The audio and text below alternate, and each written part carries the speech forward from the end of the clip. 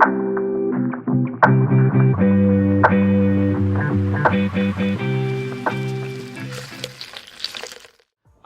back for another episode of TVOGC, the voice of Generation Climate. Today we have with us a wonderful founder, Rahool Gadkari, founder of Neufin. Rahul, what a pleasure to have you with us today. Thanks. The pleasure is all mine. Thank you for having me. So Neufin is a company cut from the same cloth as us, a very similar age, born in April 2022. Rahul started the company with his co-founder Rahul. Crucial. Crucial. And their mission is to power our world's transition to a net zero future. And you've taken a very specific mandate to focus on energy as the key lever to make that happen. How would you describe it? Because I've seen your evolution from the very early days till now. Yes. Writing this problem statement now, right, which has become your firm, like your key business. What's the journey been till here, and how would you actually define your mission now? Yeah, no, thanks again. Good to be here. I think it's definitely been a journey which I'll talk about. But really what we do is the vision for us is really to help businesses reimagine energy, right? In a way where they can feel like they can leverage energy for growth, right? Today, it's very much looked at just a cost.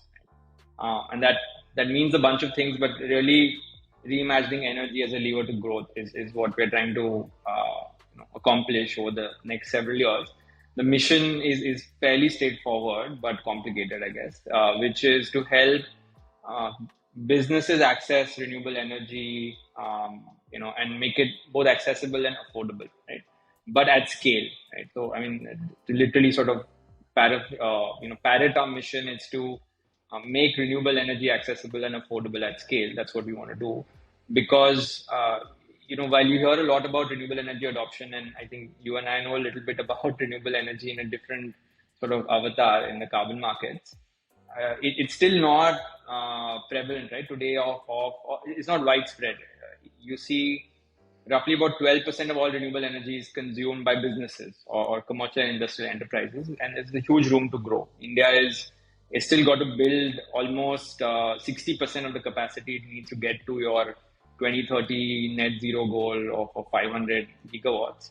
So it's especially at the bottom of the pyramid or the middle of the pyramid, it's very unequal, right? And that's the problem that we'd like to solve. And both access to financing and affordability through access to capital, I think, are key to driving that change, driving that pace of growth, which is what we're trying to do in the market today. And your goal is to bring in an additional $10 billion by 2028 into renewable energy assets.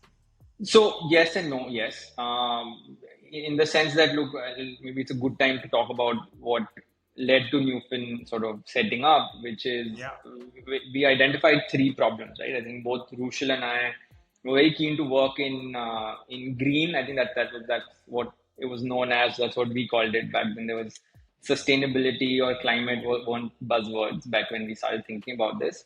And we really thought, look, there are three problems that they can be solved or need to be solved to get to wide-scale adoption or climate mitigation, right? One was technology, really just hardware, software solutions that fundamentally re-engineer, right? Primarily hardware, I suppose. Talent, and then capital, right? And so we picked capital because it seemed the place where there was the least amount of literacy and this sense of insecurity and sort of jitteriness from promoters, finance teams themselves. And so it seemed like the right problem to split. But now over time, there's a three buckets of capital, so to speak, and you sort of sit in one of them, which is concessional capital, blended, and then commercial. And what we did for the first 2 odd years was primarily concessional, right? We worked on carbon markets, we tried to mobilize capital, but it almost felt like it's not very democratic access to capital, which maybe we can solve for, but we can't solve for asset quality. We can't solve for this lack of risk appetite that funders have, right? Risk either in terms of assets or the geography, right? India, developing markets. And so we went to the companies we were working with for these projects and said, look, what more do you want to do? And obviously, energy was one answer, but everybody was sort of taking the shortcut of buying renewable certificates and carbon credits, and I think from a first principles lens, it's a good thing or a good mechanism to offset what you can't, Residual permanent. emissions only. Yeah, your residual 5-10%, but that's not how what companies are trying to do. So the more we looked into it, we realized, look, there's a real gap. There is commercial capital available, right, for renewable energy, but it isn't equitably distributed, right? There's a big gap in terms of availability and access, right? And that's really what we thought we could bring by actually going on the ground, right? So because renewable credits are or renewable projects today, which are solar, wind, battery, are very much mainstream. Battery being sort of maybe uh, more sort of frontier than the others. But if you go talk to a business, their understanding of renewable energy is chhat pe solar laga do, right? So it's still, it's like a dot in the spectrum we do this with customers. We show them a whole grid, right, of what are the different options when you adopt renewable energy. And on-site solar capex, which is putting in your own money, is one sort of one box. So that's the primitive understanding that a lot of business owners have. Obviously, many of them are further evolved, but we wanted to go and you know do something about it, because broadly it's still a capital allocation problem, right? The pool of capital exists, but it's not efficiently deployed, right? And I think we saw examples of I don't know if you know Green Climate Fund. They have this. Yeah, I mean, it's notoriously difficult to get money out of them. I think 4 years is the cycle I've heard. World Bank and SBI have this massive line for rooftop solar or I think solarification, of which they just couldn't deploy 18-20% of it in 8 years. 600 million, 600 something million, 70, 80 million. They put in maybe 500 million. So a lot of the money hasn't yet been deployed. I think already returned. Maybe. So really, I think for us, it was about how do we catalyze, finance and climate action in a slightly different way, which led to this sort of new avatar of us as sort of the energy transition catalysts. And the goal of deploying money is both direct and indirect. Right? I think by actually helping businesses make a decision that leads to adoption of climate technology in solar, wind, battery, and whatever else follows. We obviously move the needle, but then in financing those assets as well, we move the needle, right? So, and we are mercenaries that way. I don't, as long as the money comes into, something that is adaptation, mitigation, in this case, mitigation, we will take it, right? Because that's sort of the philosophy behind why we started. Our vision is very similar in that aspect, that the pools of capital actually they're there. The world doesn't have a shortage of money. It's there. It's just there's high friction for it to move. The right incentives and there's high friction for it to move. It keeps getting blocked, right, into these climate projects. And in your case, it's energy assets, right? Yes. Why does that friction happen? And that in itself is a problem statement worth solving. I think the more you scratch back at it, you realize there's so much inertia, so many friction points that can be done away with just better market mechanisms, right? More seamless pathways and better market mechanisms. For sure. So your avatar is actually really cool. Like this latest avatar, I think is it. Right? You're not even putting the word climate in there anymore. It's energy transition catalyst. Climate's That's not true. part of it. Well, it's very much at the heart of it. Heart of it, but it's not in the word of it. I like that. So you're connecting basically three stakeholders now. There is the power developers, renewable energy power developers. There are the commercial and industrial customers who would buy that energy. And then there is the investors, right? The folks who are actually financing these projects. Yes. And you position yourself right in the middle of it. So what is the metric over here? Is it how much more capital have you unlocked and enabled? Is it speed of capital flow, or what else is it? So it's a very good question, because when we started off, we measured exactly what you said, which is how much capital we deployed directly and indirectly. It's a second order metric in some way, right? Because if you look at the decision cycle of a business owner or a procurement team, it's not the process there is not linear. Even if you have 50 factories, and one of the places we believe we differentiate is we can simultaneously decarbonize, right? Multi-site, multi-factory, or sort of very sort of disaggregated setup. But the bandwidth to do that is limited in the business, right? So, how we measure sort of our success or failure is two things. The first one is our ability to help businesses contract, certain amounts of power, because that's real impact on the ground, right? By buying renewables, you're not buying coal in some way, right? The second part of it is the scale of the deployment, right? By scale, I don't mean you know number of sites, I mean number of customers, because ultimately what we've seen is for any business, actually, big or small, energy is a journey. While I think it's often misunderstood that I'm buying renewable energy today, and that's the end of my energy journey, right?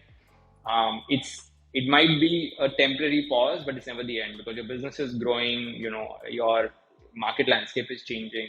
So we really want to touch as many businesses as possible, right, in as short a time as possible, which is also really what the mission is about, right? It has to be a solution at scale, right? I'm not trying to go decarbonize one industrial cluster. I might be doing that, at any point of time, but I really want to build a democratic solution that everybody can go and adopt, right? And so those are the dual sort of metrics, right? The capacity of power contracted and financing almost, either at the supplier end or the customer end, right? Is a means to an end. And that's sort of what we have learned the hard way, right? In climate, the asset always comes first, right? You can't be a marketplace for financing in the consumer fintech lens, or in that mold, because you're going to get the bottom of the pile assets. So what we're able to do here is, because we originate the assets, or we are very key to origination of the assets, we can underwrite better. We have a good understanding of the customer's requirements, appetite to pay, desire to move faster or slower, etc. Right? So we've kind of bundled the solution as part of sort of one consolidated offering, I would say. So the customer is just thinking energy, right? And obviously your first manifestation is renewable energy, but obviously over time, there should be a slew of other products that we're building that will roll out. And when you say renewable energy, do you include solar, wind, and beyond? Things like geothermal and hydro as well, or is it just solar, wind? So today it's solar, wind, and battery energy storage as a means to sort of offset, diesel consumption, or help you optimize your cost curves and so on. I think geothermal is obviously not accessible. Mini hydro is also not really mini. So I think largely by the sheer availability and size, geothermal and hydro are just not available to these businesses. Perhaps exactly. Small wind is, but I don't think it has the same business case as a wind farm. So we've not gone there yet, but if it comes to it, we're happy to look into it. Super interesting. And when you say energy produced and then bought, there's actually two byproducts, right? There's the energy itself, which comes through the PPA, purchasing power agreement format, and then there's the IREC generated along with it, the renewable energy certificate. So do both go to the same customer, or is it given to two different? In our case, the customer keeps the attributes, right? We're making sure of it because the intention is to buy clean energy, right? I think if a customer, honestly, the concession isn't very great, because if you look at an IREC, it's selling for I want to say 6-8 paise on the market today, right? A 6-8 paise concession is maybe in some cases it's relevant, but for most businesses, we're able to have the green attributes in-house.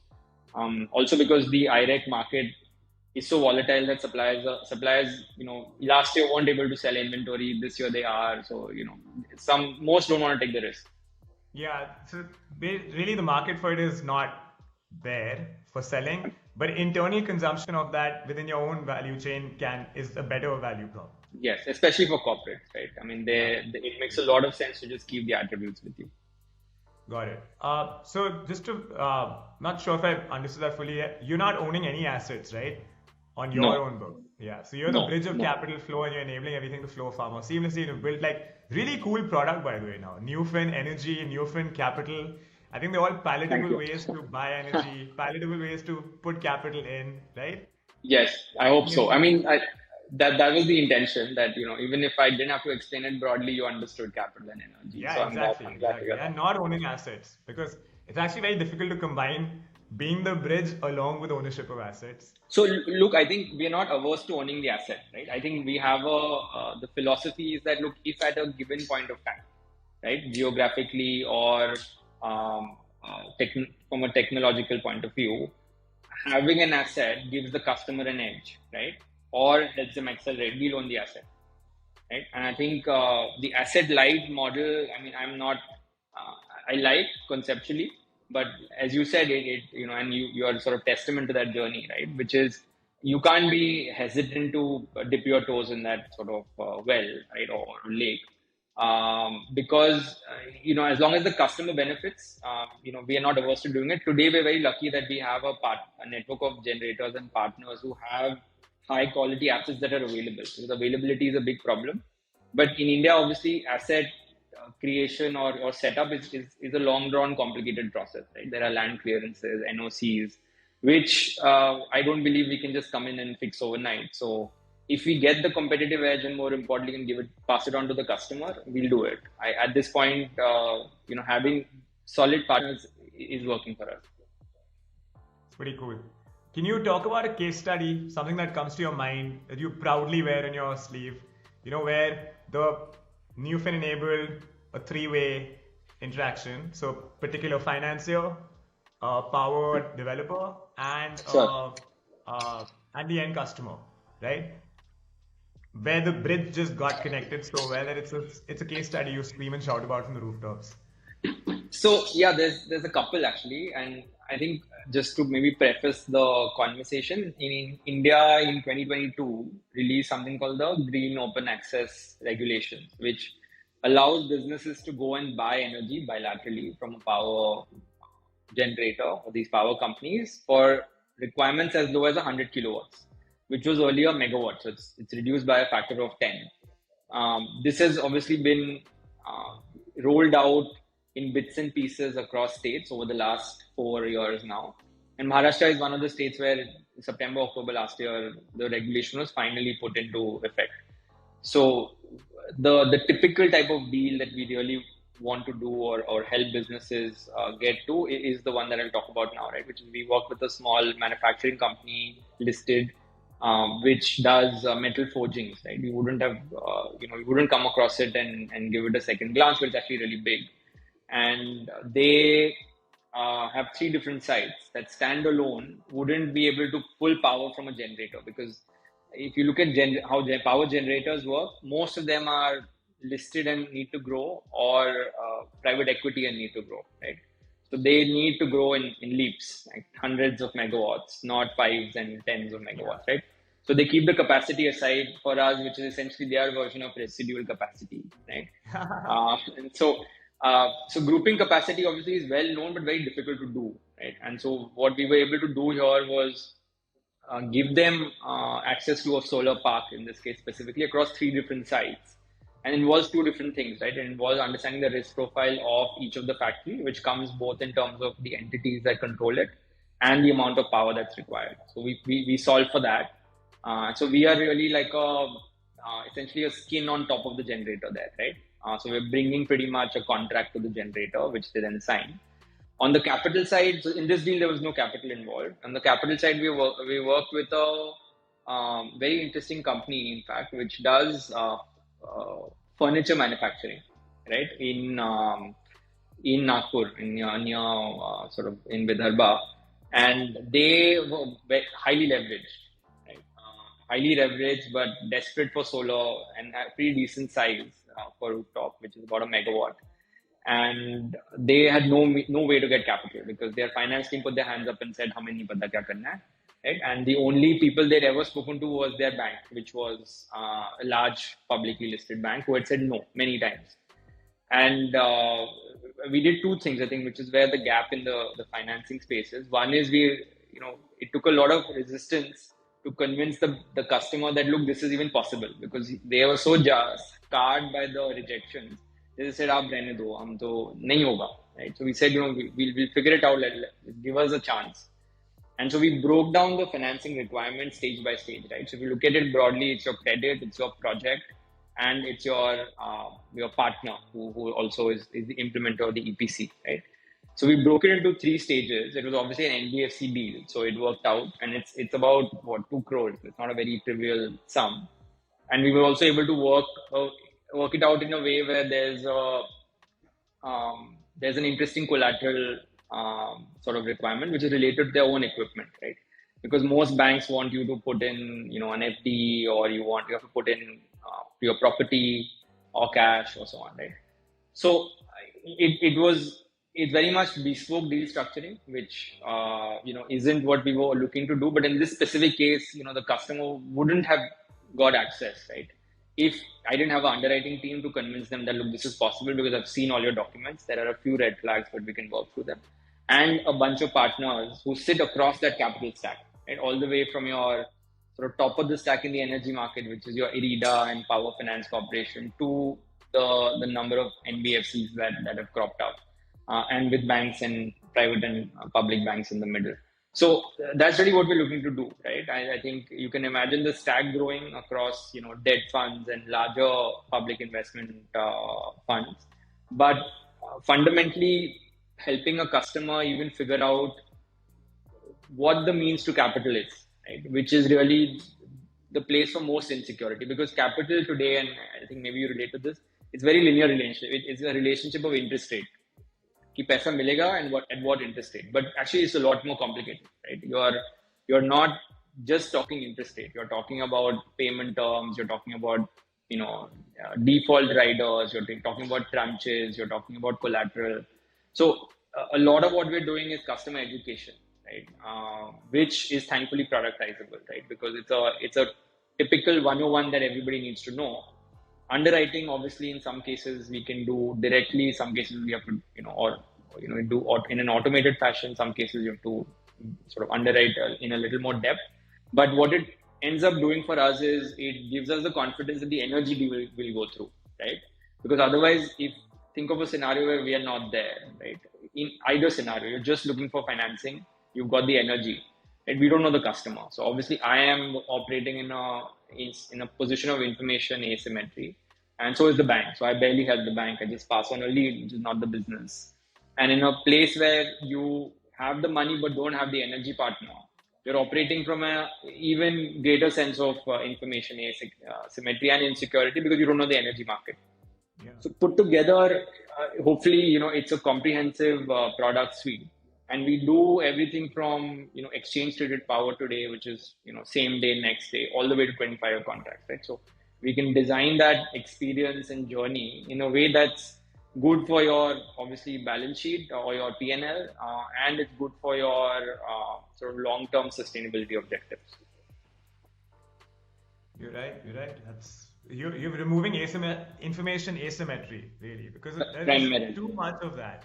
Right? Yeah, and very funnily, I think you must have seen this in Carbon also, right? There's this almost oversimplified sense that, you know somebody, I also know that same person. So, aap kya karoge, right?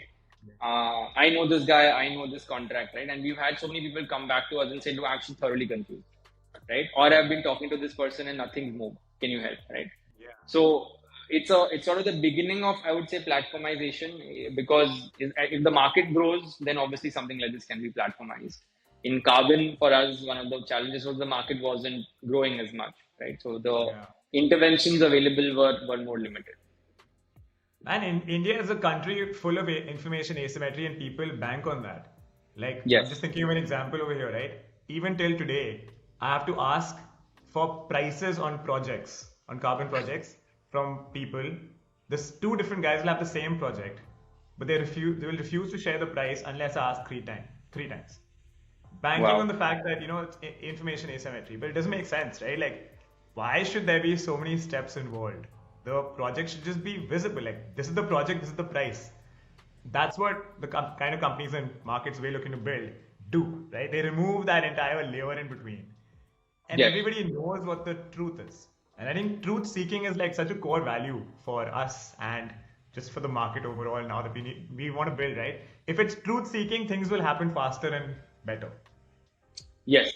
I think you need staying power though, because I think the incumbents in the markets you're operating in and we are operating in are very big, deeply entrenched. So, you can't change this overnight, right? I think over time, even building a brand takes its own sweet time. So you've got to be patient and obviously keep doing the good Yeah, work. you've been at it for 3 years, right? That's staying Yeah, power. fingers crossed. Yeah, Yeah, no, there's yeah, absolutely, a long way to go. Long way to for go. sure. So Akshat Rathi, the author, Bloomberg. correspondent, Bloomberg, I Reimagine. met him at COP last year. Oh, Last year. really? Yeah. Yeah, I haven't met him yet. I'd love to. But he wrote a book recently called Climate Capitalism. Yeah. How is it? You gotta make money. You gotta make money doing climate work too. So, what in Neufin's model, where are you making your climate capitalism? Is it on moving capital and then it's a fee on top, or how exactly does that work? So today it's very much success based, right? We on the success of a transaction, be it energy procurement or financing, right? We charge a DSA or a success fee. I think we're building software products that are more subscription like, right? Which is more to do with customers' ability to manage his on-site energy and his sort of multiple energy sources. So, but I think the model today is very much transaction based because the business is transaction based. We want to evolve it into more of a relationship business, right, on both sides. So that's what I think that this financial year really for us, our upcoming financial year is going to be about. Nice, nice. For whoever's listening to this, climate capitalism, very good. Don't do it as charity. If you build within climate, make money doing it. That's the only way to really scale. Yeah, I think even in, I mean, I guess for the listeners, like even getting investors, like for to go back to say renewable projects, right? You need investors who obviously bring in that commercial muscle, right? But very few of them are coming into renewable energy because it's impactful, right? I mean, they've got there's regulation that says you have to do this much green lending, so they're doing it, right? So it almost helps to have that impact investor, right? Even in a commercial project because they have the impact incentive, right? And you know, I wish there was a finance stack which probably needs to, I guess, is trying to be created at different levels where you could sort of offer impact investors the ability to invest across asset classes. Right today, impact investors by definition invest in like the riskiest asset class and are priced out of the commercial ones. Right, and then they are obviously priced into the riskiest ones because and for that reason they can't do too much. So we need ways and means to help investors, deploy faster. I mean, I was just reading in prep for this. I think if we spend 260 billion, some number like that, over the next 5 years, right, by 2030, it would save almost $1.5 trillion or 1.3 trillion, some number like that, in climate change related damages and costs, Yeah. right? Even the California wildfires themselves cost them $250 billion in damages. So it's almost very myopic to kind of see and say, look, I'm going to just do X, right? I think you as a business trying to do more have to do more, and that allows startups like us to exist in the first place. Yeah. Because I don't think we should bucket ourselves too much. The multiplier effect of each dollar additionally moved into climate solutions needs to be really studied, localized, like geographies.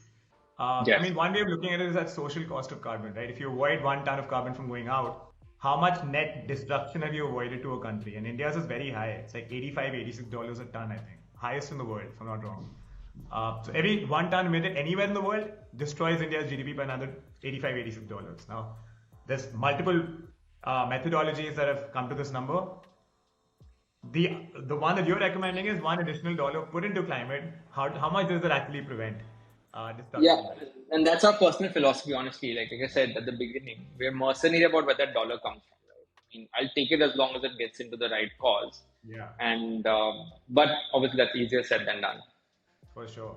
So now I want to talk about the most interesting part, which is building companies like Neufin is damn hard, not for the faint. But there's a lot of stakeholders that are involved. Phenomenal team, phenomenal employees, great investors, policy makers to a degree, a ready market that's actually growing steadily. Lots of stakeholders, right? Yes. Your own family, like people who support you through it. So I want to get the role of each of them in how they've helped build Neufin as well. because we often forget about that. We just see like the shiny brand and we're like, whoa, climate tech, sexy. But I really Right. want to get a perspective of all the different stakeholders it takes to build a company like Neufin. So starting with employees and how like talent, what has your journey been finding great people onto the team? Lessons learned. Very tough. I think it's the toughest thing that we've sort of encountered and consistently encounter. I think our hiring cycles are abysmal because we've and we are picky. I want to say we are picky, but I think honestly we are looking for just a few, 2 or 3 basic traits, right? I think which put together, maybe difficult for us to find or attract perhaps either way. But I think first and foremost, I think people need to be curious, right? I think that's one of our values as well at Neufin because we don't have the answers. And I think most of us are very comfortable admitting that, look, there is a vision, there's a grand goal to accomplish. If we had the answer, someone would have done it, right? The joy of it is in finding the answer. So you need people who can find the answer, and you need people who are sort of in some way almost intrinsically driven, right, to find the answer, right? And those are which is really an attitude, right, to push yourself and learn, and then be curious enough to want to do that. Those are the 2 basic traits, maybe with some hard skills here and there, which we've looked for. I think we've been lucky in the sense that the people we've hired, we've liked. I mean, first and foremost, they're good human beings, which is really important for me. And Rushil comes from a very large company. He worked there before, and so we took the best of what he saw and maybe the worst of what I saw working at startups, and try to create a culture that hopefully is still startup-y but respectful, right? That helps, but I think most importantly, what's helpful on a regular basis is for people to contribute ideas, right? In terms of how we can solve something better, an approach, throwing the hat in and saying, I'm going to try this one thing out. So there's obviously a need for focus, which is really the mission, right? But the path to getting there might be there might be many ways to do that. So that's what we've looked for. It's been very, very, very hard, right? I can't sort of emphasize that conversion rate is very difficult. For context, we were looking for an engineering lead for the longest time. And engineering, when we started, was outsourced. It took us a whole year to find one person, right, that we wanted and we liked. And it wasn't because we didn't get applicants, right? And so that I think sort of epitomizes, but that one person is great. I think we've not regretted that decision, and they've done well. And for every role, because there's no redundancy, I'm not hiring like 3 off, I'm hiring 1 or 2 off, right? So it becomes all the more important. The second one, I guess, family is the one who allowed us to start, right? I think our wives, and I think my wife and Rushil's wife. I think Rushil's wife, interestingly, was convinced before he was. So in some way, Rushil's here because his wife believed, right? And my wife believed me, and she keeps pushing me to do this on a regular basis. And parents and family keep it sane because the cycles are slow. I mean, I come from consumer internet, high speed fintech, right? Really, we are shipping by the second, or tracking by the second, and your seconds are like months. Right? In some cases, there's a deal on the business which is a year old now. Unreal. My family tells me I'm still crying about a company I was talking about in 2022. Like, Yeah, what do I do? I know, right? So, it's that staying power comes from family, I think, right? And the day-to-day fun and the kick comes from your team and your sort of immediate stakeholders, right? The partners, the financiers. Everybody's got to believe that you're doing the right thing for them, which is most important. I think investors are obviously sort of the ones to show you that North Star metric, which say, hey, you've got to stay aligned, you've got to stay focused. That's the value they've added for us, and also to help us simplify. I think very often when you're in the weeds, it's very difficult to just frame the big picture. You might still be able to think it, but how do you frame it? How do you communicate? I think those are very practical things that they've been able to do. And at the end of the day, I think you should enjoy the business you're building, because I think the one thing I've done differently is I know it's not a 2-year thing, right? So I've tried to pace at least my own energy level so that the next month and the next quarter I'm not coming in burnt out and not able to contribute, because then the business suffers as a result.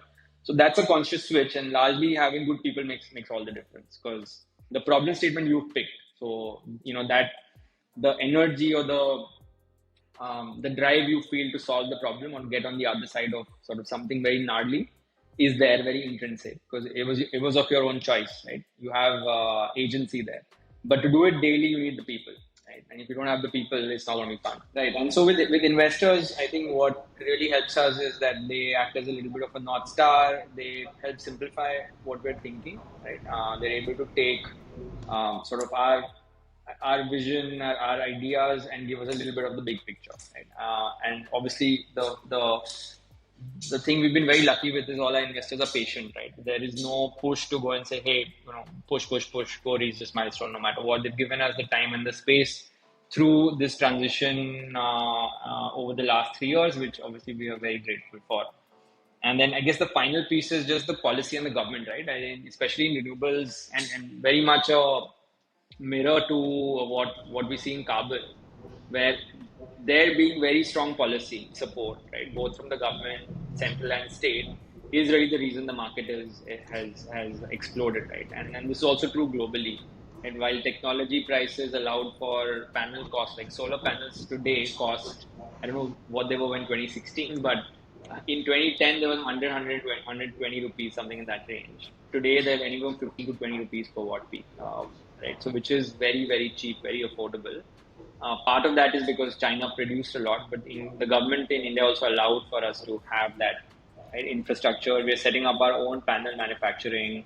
We're subsidizing battery storage, pushing green hydrogen. So none of this would be possible if the government really didn't believe in renewable energy and states didn't, encourage its adoption. There are still obviously bits and pieces to improve, but if you look at a company's journey, picking the right market, I think you have the job done in some way, right? And so the energy market today obviously is a consumption story of India, but a lot of it is also a policy story of the government looking ahead, right? And so we benefit from that. I have a litmus test for like the wealth of a nation, which is the more energy per capita and the more protein per capita, the wealthier a nation gets. It's almost always proven to be true, right? Protein and energy.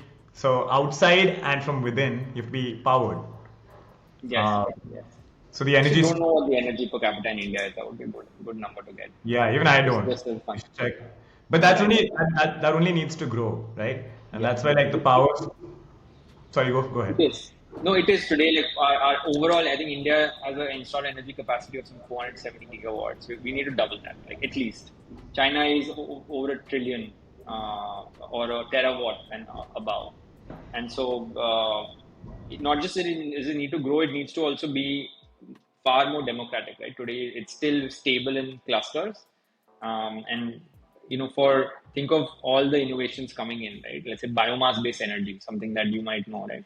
Integrating well with the grid, you need grid infrastructure far and wide, right? For even the small outdoor farmer to be able to actually pump electricity back. So there's a lot to be done, but I think you're right. Energy per capita, obviously, and protein per capita, I've learned more recently. So I will track that down as well. Very, very cool. And Neufin's enabling that, more energy per capita. At the end of the day, that's really what it's going to drive, right? To make us a wealthier nation. So what is your one big hope for the future?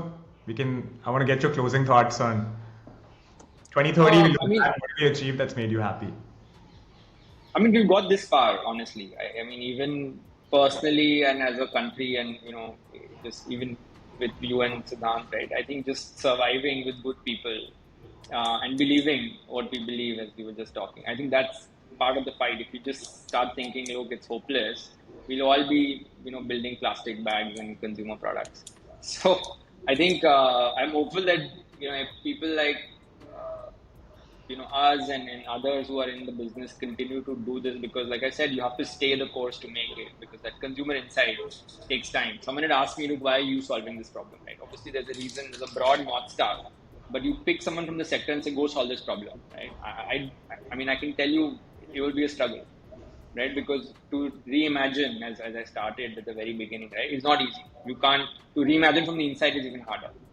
So I think the macros aside of us being richer energy-wise and as health-wise, I think as long as we continue to push in the right direction and the policy apparatus and just the financial apparatus allows us to do that, I hope we can, make a difference. That's what Wonderful. it's about for me. Yeah. Yeah, wonderful thoughts, man. On that note, what a pleasure to have you with us today. It's been really, really cool learning Neufin's story. I mean, I've been witness to it right from the beginning, but just seeing the evolution over the 3 years and getting to this point where I think the energy transition is very much here and now. Whether climate gets momentum, doesn't, the US does all its crazy things, it didn't even come up in the conversation. Imagine that. Right? And the energy transition is going to carry on. And really grateful for like the amazing work you guys are doing to catalyze that forward. You use that tagline, but thank you and thank you for having me. Pleasure talking to you, and good luck to you and the mission at Climes. And we're a fan of it over here. Thank you very much, man, Rahul. Thank you. Bye.